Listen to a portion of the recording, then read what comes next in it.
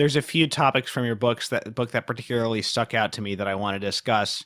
But one of them, which I didn't really expect, is your analysis of his showmanship and his rhetorical methods, and even there's even a paragraph or two analyzing breaking down the cinematography of his TV show, which was I really enjoyed that and I appreciated that. So what can we say about his kind of rhetorical methods in terms of his public persona and how he preached, so to speak, on his show?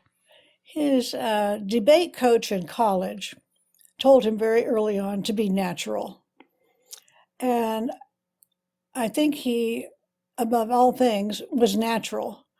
And the sense of, especially on television, people got the sense that he was in their living room, if you Mm. will. I mean, he could be sitting down with a TV tray on his lap eating dinner out of a TV dinner. Um, so his main style was to find common ground on something we can all sort of agree with. And so he would take that familiar and then take it to something that was much more spiritual, much more profound, much more impactful in people's lives.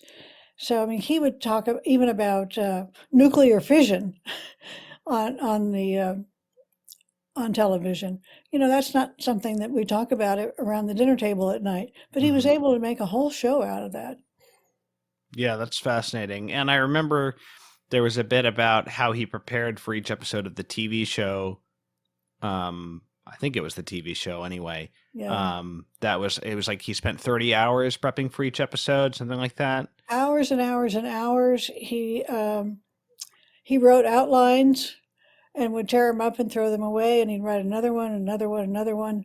Um, Finally, he would sort of give it to a French speaker and then also to an Italian speaker to read, just to see how it went in those languages. And then he tore everything up. So he didn't memorize it all. He mastered the material. Right. So that even if he forgot one thing that he thought he wanted to say, there were a million other things in his brain that would be equally as effective.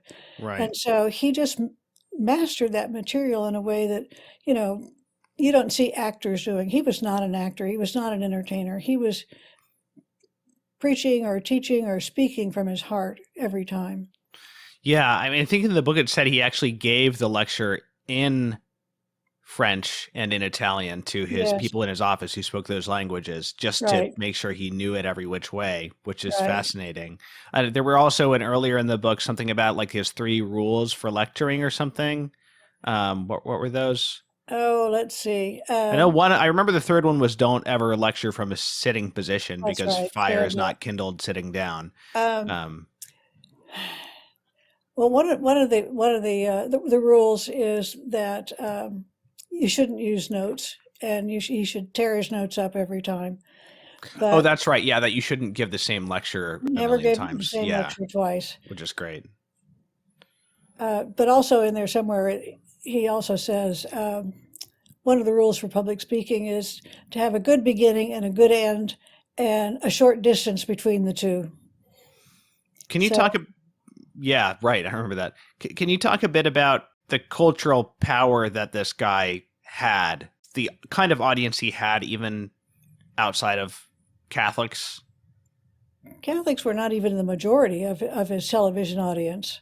Wow. They probably were the majority of his radio audience, but by the time he went on television, it was something that would be um, aimed at a public that was conversant with Christianity, but not necessarily even Christian, because they were Jews who were very uh, influenced by his works. Hmm.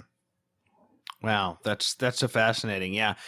It seems like he came at like a perfect time in American culture and in the Catholic Church's position in American culture, kind of at the height of the church's mainstream influence, I guess, in Hmm. American culture, um, which may have been, I don't know, the 30s through the early 60s or something like that. Um, Well, not yet. Really, I think Catholics don't hit mainstream until after World War II. okay. You know, I one of only the, said the 30s because of the influence on Hollywood, the production code and stuff like that. oh, for sure, Yeah. we had But maybe that. that was more behind the scenes. Right, right. You know, there still was an awful lot of anti-Catholicism in the 30s and the 40s. Hmm. I mean, when there was um, an ambassador sent to Rome, to the Vatican, I mean, people just had a fit. I mean, Wow. they really were up in arms about And that. when Thought did that that was happen? terrible. Before the war, Okay. between World War One and World War Two. Wow. Fascinating. Yeah, but he came, into prominence in this era. And another fascinating thing is, the middle brow television that existed at that time. I mean, I've observed, even going back and watching things from the like talk shows from the 70s, for instance, it was a different kind of conversation, a different kind of attention span. If you go back, I can't remember all the people's names, but if you go back and watch an episode of Dick Cavett or something like that, and you see, they would have, all kinds of people on. They would have philosophers, they would have classical musicians, Mm. um, not that I love Ayn Rand, but Ayn Rand would go on these shows, and you had Buckley, and you had Leonard Bernstein doing like serious symphonic music for a general audience, and you had jazz, and you had all of this. That was a great era of middle brow American culture where there was still a way to get higher culture to the masses, or at least kind of the middle classes, and likewise, somebody with the intellectual heft and the eloquence of Bishop Sheen, his talents were not wasted in that era. It was like a perfect time for him to be on TV. I think they talk about the perfect storm. You know, this was the perfect time for him to be on television. It was the infancy of television. And one of the things you can Hmm. see today, and you talk about even looking at the 70s, there's a big difference between the 50s and the 70s Hmm. in the way television looks and the way people acted on television. Uh, Very early on, they still were in the sort of the stage play, Right, the uh, teleplays. you Yeah. know, that so they made large gestures and would get their face right up to it, because they're still talking to the person in the back row, way back there in the theater. And by the time you get to the 70s, and certainly now, that's not true anymore. That we expect kind of movie quality entertainment with high production values and what have you. And his production values were just fine, but they were minimal to say the least. Hmm. He had a stage, he had a statue of the Virgin Mary, and we called the Our Lady of Television. Hmm. There was a cross on the wall, but not a crucifix. So there was no corpus on it. I think that was to preserve, not to ruffle the feathers of our Protestant brothers and sisters. Um, he had his blackboard that he wrote on, but that's really all it was. It was just a guy in a skirt talking. That I don't think that would go today. And even the way he talked was so dramatic. Yes. Um, it's a change of taste and values, aesthetic values. Yeah. Yeah. The problems Yeah. were all the same.